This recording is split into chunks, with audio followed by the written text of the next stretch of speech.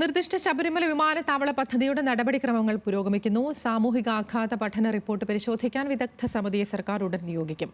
പദ്ധതി മേഖലയിൽ മറ്റു പ്രതിസന്ധികളൊന്നുമില്ലെന്ന് സാമൂഹികാഘാത പഠന റിപ്പോർട്ട് വ്യക്തമായിരുന്നു.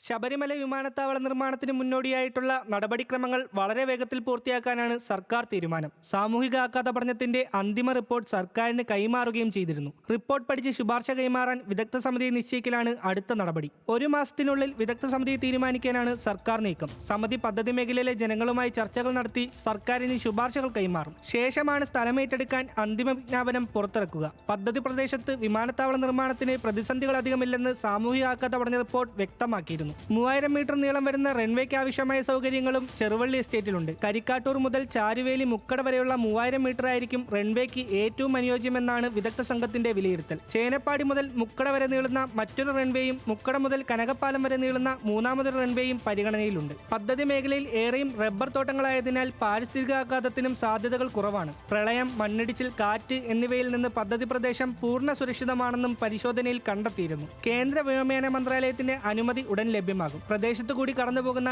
4 സംസ്ഥാന പാതകളും 9 പഞ്ചായത്ത് റോഡുകളും പദ്ധതിക്ക് അനുകൂല ഘടകമാകുമെന്ന് വിലയിരുത്തപ്പെടുന്നു. ന്യൂസ് മലയാളം, കോട്ടയം.